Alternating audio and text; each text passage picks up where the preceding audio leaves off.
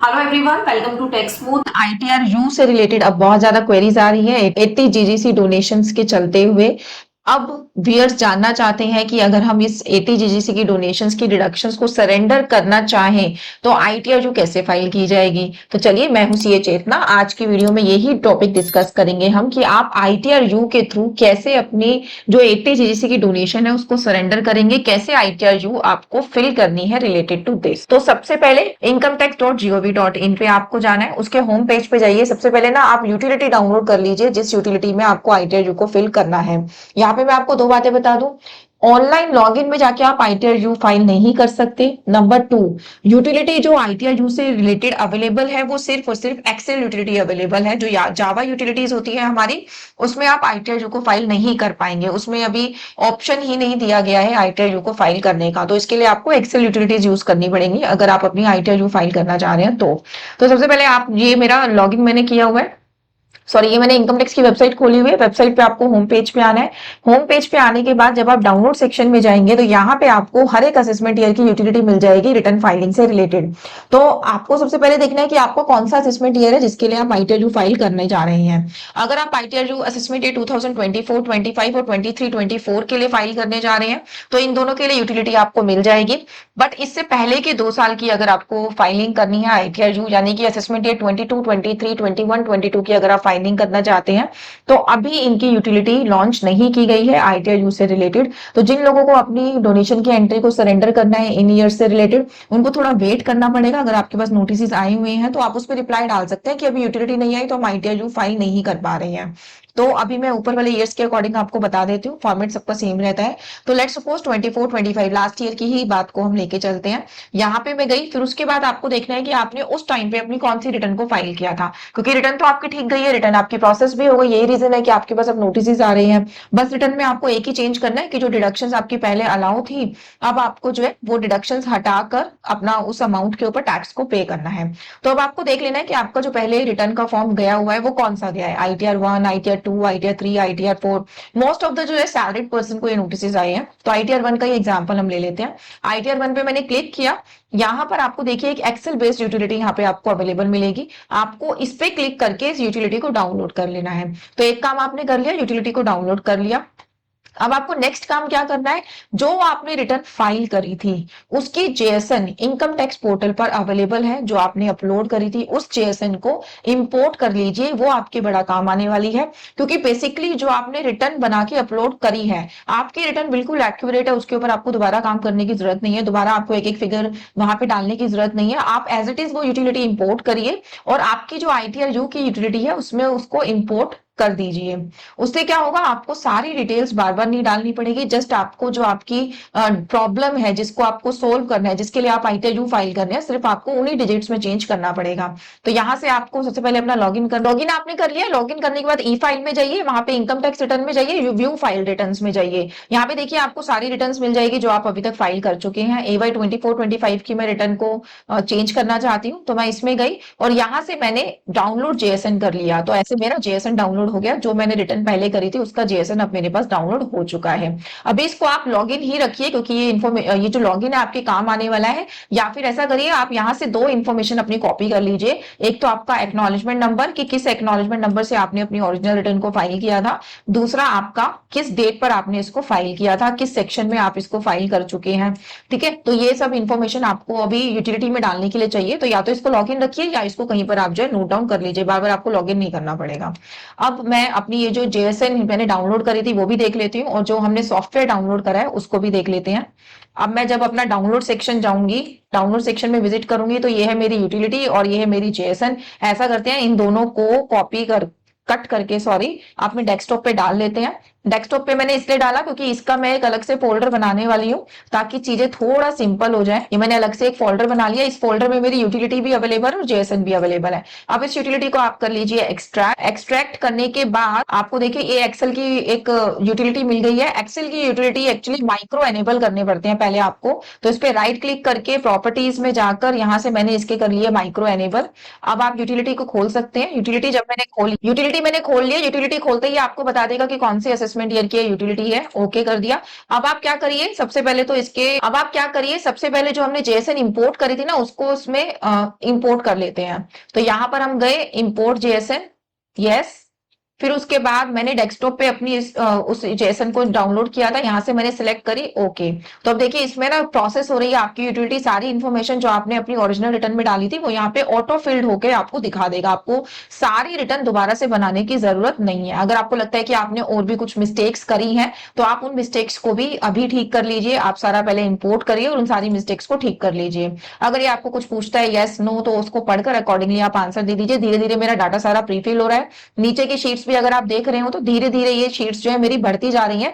पहले सिर्फ एक ही शीट थी, अब वो धीरे धीरे जैसे जैसे जेएसएन इसमें डाउनलोड हो रहा है वैसे वैसे शीट सारी ये यहाँ पे नीचे इंक्रीज करता जा रहा है, मेरी जो भी इंफॉर्मेशन मैंने ओरिजिनल रिटर्न में डाली थी उसके अकॉर्डिंग। तो अभी भी मेरा डाटा प्रोसेस हो रहा है। यहाँ पे मैं बिल्कुल लाइव दिखा रही हूँ। मेरे वन ऑफ द क्लाइंट की मैंने को आईटीआर यू फाइल करनी थी, तो मैं बिल्कुल लाइव यहाँ पे वीडियो आपको बना के दे रही हूँ। ये देखिए यूटिलिटी हो गई है मेरी इंपोर्ट, और बाई चांस 80 जीजीसी की डोनेशन पर ही मेरी जो यूटिलिटी है ना वो फाइनल आके रुकी है इंपोर्ट होने के बाद। इस पर्सन ने 3 लाख रुपीज की रिडक्शन को क्लेम किया था, जिसको अब हम हटाने वाले हैं। तो उससे पहले जो इसकी फ्रंट शीट है इनकम डिटेल, हम उस पे आ गए। इनकम डिटेल पे आने के बाद आपसे ये पूछता है कि आप कौन से सेक्शन में रिटर्न को फाइल कर रहे हैं। तो यहाँ से हम जो है अपना आईटीआर यू का जो सेक्शन होता है 139(8)(a उसको सिलेक्ट कर लेंगे। देखिए पहले 139(1) यहाँ पे सिलेक्टेड था, मैं इसको चेंज करके 139(8)(a करने वाली हूँ। उससे पहले आप एक बार चेक करिए नीचे मेरी कौन कौन सी शीट्स आ रही हैं। यहाँ पे देखिए 139(8)(a की शीट अभी नहीं आ रही है, जो कि आईटीआर यू से रिलेटेड ही होती है। जैसे ही मैं इस सेक्शन को सिलेक्ट करूंगी वो जो शीट है वो यहाँ पे जो है ऑटोमेटिकली क्रिएट हो जाएगी। मैंने इस पे क्लिक किया, अभी देखिए फिर से प्रोसेस हुई मेरी यूटिलिटी और एक नई शीट यहाँ पे आ गई 139(8)(a की। यहीं पर इसी शीट में आपको अपडेटेड रिटर्न से रिलेटेड जो आपकी इन्फॉर्मेशन है वो डालनी होती है। अब पूरी इन्फॉर्मेशन, मेरी पूरी रिटर्न बिल्कुल ठीक है, मेरे को क्या चेंज करना है, 80 जीजीसी की डिडक्शन को हटाना है। तो मैं पर्टिकुलरली उसी टाइप में मैंने विजिट किया। विजिट करने के बाद जो ये इन्फॉर्मेशन है जो मैंने यहाँ पे क्लेम किया हुआ था, इन सबको मैंने यहाँ से डिलीट कर दिया। डिलीट करने के बाद मैंने इस शीट को वैलिडेट कर दिया। ठीक है, वैलिडेट कर दिया तो शीट मेरी अब ओके है। अब मैं आ गई इनकम डिटेल्स पे। इनकम डिटेल्स में इन सबको वैलिडेट वगैरह करने से पहले मेरे को आईटीआर यू की डिटेल्स भी डालनी है, वो हमें डालनी होती है 139(8)(a के अंदर। अब यहाँ पे देखिए आपको क्या क्या इन्फॉर्मेशन डालनी है वो मैं बता देती हूँ। इसमें यहाँ पे आपका पैन नंबर और आपका नाम ऑलरेडी आ रहा है, आपका आधार नंबर भी आ रहा है, आपका एवाई भी आ रहा है जिससे रिलेटेड आप आईटीआर यू फाइल कर रहे हैं। अभी आपसे पूछ रहा है कि आपने पहले से रिटर्न फाइल करी हुई है, आईटीआर यू फाइल आप बाद में कर रहे हैं, अपडेट कर रहे हैं अपनी रिटर्न को, या आपने पहले से रिटर्न फाइल ही नहीं करी, आप as an original return ITR U को यूज करके फाइल कर रहे हैं। तो मैंने पहले फाइल करी हुई है तो मैंने यस कर दिया। जैसे ही आप यस करोगे तो यहाँ पर आपको बताना पड़ेगा कि किस सेक्शन के अंदर आपने रिटर्न को फाइल किया था। तो यहाँ पर अब वो डाटा काम आएगा जिसके लिए मैंने आपको कहा था कि या तो अपना लॉगिन रखिए या अपना डाटा नोट कर लीजिए। तो मैंने 139(1) के अंदर किया था, ये सारी इन्फॉर्मेशन आपको अपनी फाइलिंग से मिल जाएगी। आईटीआर टैब क्या थी आपकी, आईटीआर 1 मैंने फाइल करी थी। एक्नॉलेजमेंट नंबर क्या थी वो भी आपको अपनी लॉगिन में मिल जाएगा, वहां पे एक्नॉलेजमेंट नंबर था, मैंने आपको स्टार्टिंग में बताया, आप इसको नोट कर लीजिए। डेट ऑफ फाइलिंग भी आपको वहां से मिलेगी।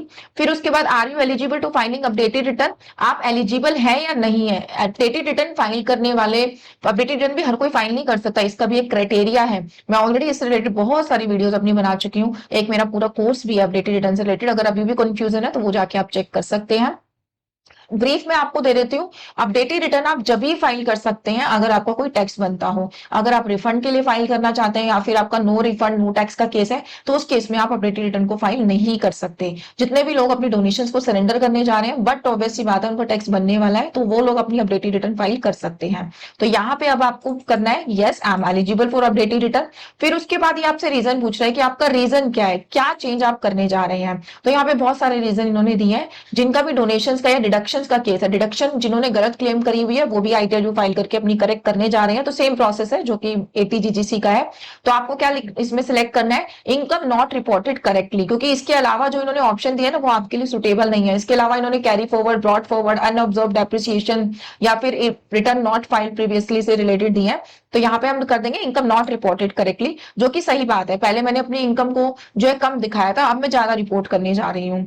ठीक है, अब आपको देना है are you filing updated return during the period, किस पीरियड से रिलेटेड आप फाइल कर रहे हैं। ये देखिए अभी ये जो यूटिलिटी है इसमें दो ही ऑप्शन यहाँ पे दे रहा है। पहले क्या होता था, अपडेटेड रिटर्न आप 2 साल की फाइल कर सकते थे, बजट 25 में अनाउंसमेंट की गई कि अब आप 4 साल की कर सकते हैं। यही रीजन है कि बहुत सारे नोटिस भी आ रहे हैं ताकि गवर्नमेंट को ज्यादा से ज्यादा रेवेन्यू का बेनिफिट हो। तो अभी यूटिलिटीज अपडेट नहीं हुई है, यूटिलिटीज में सिर्फ 2 ही रो यहाँ पे देखने को मिलेगी। इसमें लिखा हुआ है अप टू 12 मंथ्स और बिटवीन 12 टू 24 मंथ्स। अब जिस ईयर की मैं रिटर्न को फाइल कर रही हूँ, असेसमेंट ईयर 24-25 है, असेसमेंट ईयर 24-25 के बाद आज मैं रिटर्न को फाइल कर रही हूँ, तो मैं विद इन 12 मंथ्स अपनी रिटर्न को फाइल कर दे रही हूँ। तो मैंने विद इन 12 मंथ्स का किया। अगर आप यही इससे पिछले साल का अगर आप फाइल कर रहे होते तो आपका 12 मंथ से 24 मंथ्स का टाइम ड्यूरेशन हो गया है, तो आप उसको सिलेक्ट करते। ये जो सिलेक्शन है वो ये इसलिए इंपॉर्टेंट है क्योंकि इसी के अकॉर्डिंग ही आपके ऊपर एडिशनल पेनल्टी लगाई जाएगी। अगर आप विद इन 12 मंथ्स अपनी रिटर्न को फाइल कर रहे हैं तो 25% आपको एडिशनल टैक्स पे करना होता है। अगर आप 12 से 24 मंथ्स के बीच में पे कर रहे हैं तो आप 50% एडिशनल टैक्स पे करेंगे। अगर आपने 24 से 48 मंथ्स का आपने डिफरेंस कर दिया है तो आपको 60% टैक्स एडिशनल पे करना पड़ेगा और 4 ईयर्स के लिए आपको 70% टैक्स एक्स्ट्रा पे करना पड़ेगा। इसीलिए जो आप यहाँ पे सिलेक्ट करेंगे उसी के अकॉर्डिंग ही आपका जो एडिशनल टैक्स है वो कैलकुलेट होके आएगा एंड में। और ऐसा नहीं है कि आप यहाँ पे गलत सिलेक्ट कर पाए, जैसे ही आप गलत सिलेक्ट करेंगे ये एरर दे देगा कि आपका असेसमेंट ईयर तो ये आप गलत सिलेक्ट कर रहे हो यहाँ पे। तो आप गलत भी नहीं सिलेक्ट कर सकते अपनी एडिशनल टैक्स को कम करने के लिए। तो ये मैंने सिलेक्शन कर लिया, मेरी तरफ से ये मेरी कंप्लीट है। ये सब आप लिख लीजिएगा, एक्नॉलेजमेंट नंबर वगैरह, मैं अभी लाइव डाल के नहीं दिखा रही हूँ आपको। फिर आपको वैलिडेट कर देना है। वैलिडेट करने के बाद अब आपकी 2 चीजें थी, दोनों चीज आपने करेक्ट कर ली, आईटीआर यू का भी आपने डाल दिया और वहां से आपने डिडक्शंस को भी हटा दिया। अब आप जाइए इनकम डिटेल्स में। इनकम डिटेल्स में देखिए सारी इनकम ऑलरेडी मेरी डली हुई है। एक बार आप अपनी पूरी रिटर्न को चेक कर लीजिए कि कोई और आपको चेंज तो नहीं करना, क्योंकि अगर एक बार आपकी आईटीआर फाइल हो गई तो आप फिर से आईटीआर को फाइल नहीं कर पाएंगे। उस ईयर की रिटर्न में अगर कोई आपने मिस्टेक कर रखी है तो यही लास्ट चांस है। अगर आप चेंज करना चाहते हैं तो आप अभी चेंज कर लीजिए। आप अपनी पूरी रिटर्न को अच्छे से गो थ्रू कर लीजिए, ठीक है। फिर उसके बाद आपको करना क्या है, आपको एक बार मैं पहले बता देती हूँ। जैसे मैं गई पार्ट बी में, यहाँ पे देखिए मेरा जो टैक्स बन रहा है वो सिर्फ 588 रुपीज का बन रहा है अभी तक। अभी मैंने कैलकुलेट नहीं किया, जो मैंने डिडक्शन हटाई है उससे रिलेटेड अभी हम कैलकुलेट करेंगे, ठीक है। मैंने पहले आपको बता दिया कि अभी है 588 रुपीज का। अब आपको क्या करना है, इनकम डिटेल्स में आप आए, इनकम डिटेल्स में आकर आपको सबसे पहले अपनी जो रिटर्न है, पूरी रिटर्न है, उसको वैलिडेट करना है। जैसे ही आप वैलिडेट करेंगे आपको हो सकता है 3 to 4 एरर्स ये दे कि आपकी इस जगह पे प्रॉब्लम है, आपकी इस इनकम में प्रॉब्लम है। सबसे पहले आपको उन प्रॉब्लम्स को सॉल्व करना है। इसमें एक साइड इसकी जो ये बताता है, ये एक गलत बात इसकी ये है कि ये उसका लिंक नहीं देता है कि आप इस पे क्लिक करो और आप उस प्रॉब्लम पे पहुंच जाओ और आप उसको ठीक कर दो। आपको खुद ही दिमाग लगाना पड़ता है कि ये आपको आइटम कहाँ मिलेगी। तो मेरी जो मैंने एक शीट और प्रिपेयर करके रखी है, मैंने उस शीट में अपने सारे एरर रिजॉल्व कर लिए हैं। मेरे को 2 एरर देखने को मिले थे, बहुत ही माइनर से थे। एक तो यहाँ पे ये एग्जाम्प्ट इनकम है, ये मैंने यहाँ पे वर्ड डाल रखा है बट यहाँ पे अमाउंट नहीं था, तो मैंने इसको भी हटा दिया ताकि वो एरर हट जाए। प्लस एक एरर और था मेरा सिलेक्शन से रिलेटेड, वो भी मैंने अपना हटा दिया। फिर उसके बाद आपको वैलिडेट रिटर्न करना है। इसका एक सीक्वेंस है जो आपको फॉलो करना पड़ेगा। अगर आप वैलिडेट रिटर्न से पहले कैलकुलेट टैक्स करेंगे तो आपका टैक्स कैलकुलेट होगा ही नहीं। तो सबसे पहले आपको वैलिडेट रिटर्न करना है। वैलिडेट रिटर्न करने के बाद आपको करना है कैलकुलेट टैक्स। जैसे ही आप कैलकुलेट टैक्स करेंगे, आपकी जो एग्जैक्ट फिगर है, जो डिडक्शंस हटाने के बाद आपकी होनी चाहिए, वो आपकी अपने आप वहां पे रिफ्लेक्ट हो जाएगी कि आपका इतना टैक्स बन रहा है। फिर उसके बाद हम उस शीट पे काम करेंगे। तो मैं ऐसा करती हूँ, अपनी जो मैंने पूरी शीट बना के रखी है ना, वो वाली शीट एक बार खोल लेती हूँ आप लोगों की अंडरस्टैंडिंग के लिए। ये देखिए, ये है मेरी वो वाली शीट। मैंने पहले वाली अपनी एटीआई में आपको दिखाया था, मेरा सिर्फ 588 रुपीज का टैक्स बन रहा था। जब मैंने इसको कैलकुलेट किया तो मेरा जो टैक्स बनने लगा वो बनने लगा 142,913 रुपीज का। वो किस तरीके से, वो भी मैं बता देती हूँ। मेरी जो टोटल इनकम थी क्लाइंट की, वो थी 43,20,840 रुपीज। इसमें उसने 3 लाख रुपीज की रिडक्शन को क्लेम किया हुआ था। मैंने उस 3 लाख की रिडक्शन को जैसे ही हटाया, उसकी टोटल इनकम हो गई 46,20,840 रुपीज। तो इसके ऊपर इनका जो टैक्स बना वो बना 1,14,330 और क्योंकि मैंने 12 मंथ्स के अंदर अंदर अपना ये जो सॉल्यूशन है ये मैंने ITRU फाइल कर रही हूँ, तो मेरे को जो एडिशनल टैक्स पे करना पड़ रहा है वो 25% पे करना पड़ रहा है। तो यहाँ इस कॉलम से आप चेक कर सकते हैं, कॉलम नंबर 10 से, कि रो नंबर 10 पे आप चेक कर सकते हैं कि आपकी कितनी एडिशनल इनकम टैक्स की लायबिलिटी बन रही है। ये जो है हमेशा जो आपका ऊपर 911 वाला रो है उसके ऊपर कैलकुलेट किया जाता है, उसके ऊपर मेरा 25% जब मैं कैलकुलेट करूंगी तो सेम अमाउंट यही अमाउंट बनेगा। तो टोटल मेरी टैक्स लायबिलिटी बन गई 1,42,913 रुपीज। अब आगे बढ़ने से पहले आपको ये टैक्स पे कराना पड़ेगा। पेबल पे तो अपने रिटर्न को अपलोड कर नहीं सकते, तो अब इस टैक्स को पे कराने के लिए यहाँ पर भी इन्होंने ऑप्शन दिया होता है। टैक्स पेड में जब आप जाएंगे तो यहाँ पे आपका ये टैक्स बन रहा है, इसको आप ई पे टैक्स में जब क्लिक करेंगे तो अपने आप ये आपको वेबसाइट पे रूट कर देगा, वहां से आप इसकी पेमेंट कर सकते हैं। पेमेंट करने के बाद ये देखिए, जब आप ई पे टैक्स पे करते हैं ना, ये आपको बोलता भी है, ये एरर भी देता है, क्योंकि बहुत सारे टैक्स पेयर्स गलती क्या करते हैं, पेमेंट तो कर देते हैं बट पेमेंट करने के बाद उनको लगता है हमारी पेमेंट हो गई, हमारी रिटर्न चली जाएगी। वो क्या करते हैं, challan number, serial number, BSR code उसको रिटर्न के अंदर फिल नहीं करते, जिसकी वजह से फ्यूचर में फिर नोटिस आ जाता है, डिमांड आ जाती है कि आपने इसको पे नहीं किया, फिर आपको उसको रेक्टिफाई कराना पड़ता है। तो ITRU की अगर आप पेमेंट कर रहे हैं तो आपको कहां पे वो डालनी है वो भी बता देती हूँ।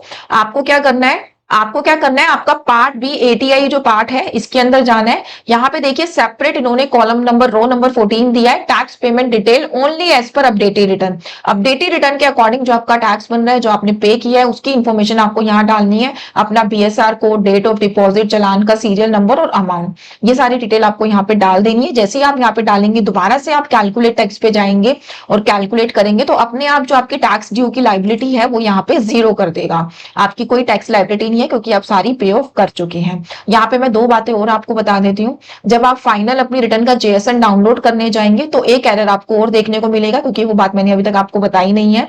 यहाँ पे एक एरर आएगा आपको, total updated income as per part BTI please see instruct. इसमें आपको देखने को मिलेगा total income as per last valid return.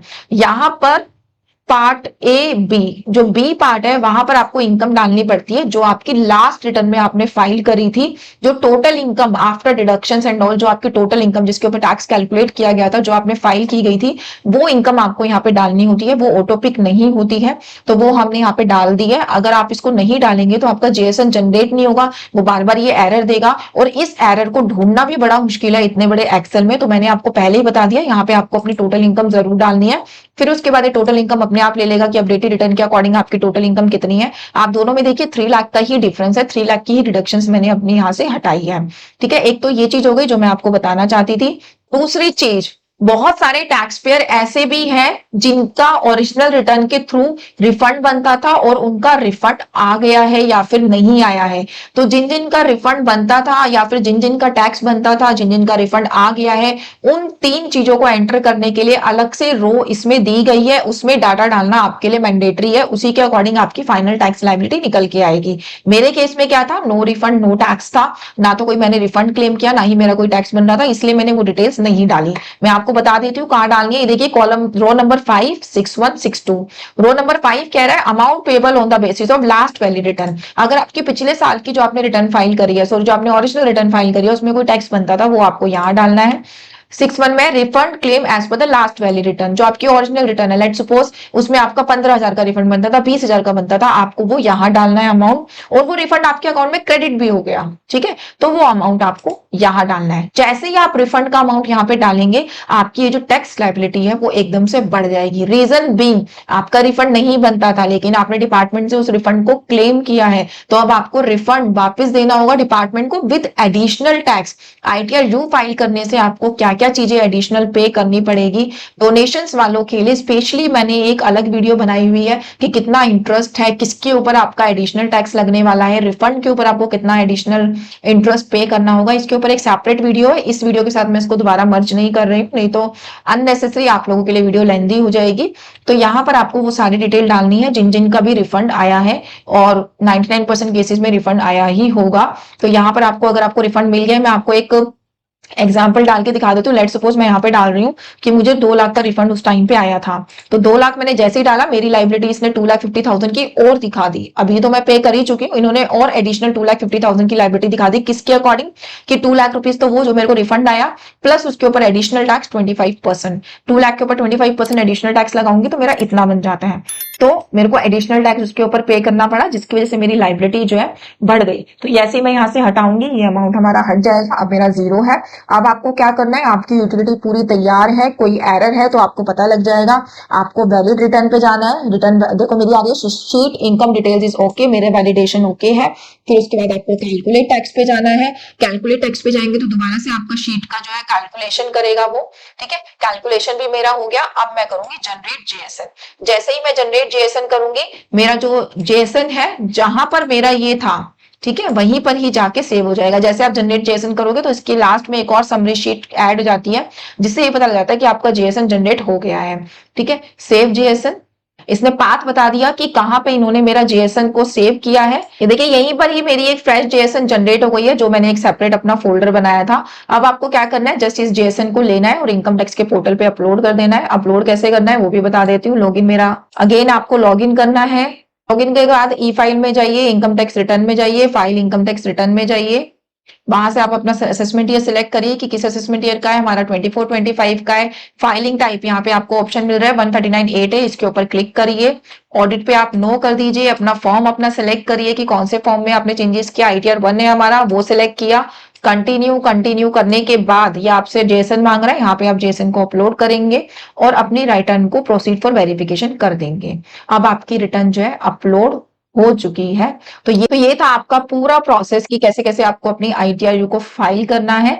मैंने इस वीडियो में पूरी कोशिश करी कि मैं सारी चीजें आपको बता दूं। आई होप आपको मेरा मैसेज कन्वे हो गया होगा। अगर फिर भी आपको इसमें प्रॉब्लम आती है तो आप कमेंट सेक्शन में डाल के मुझसे पूछ सकते हैं।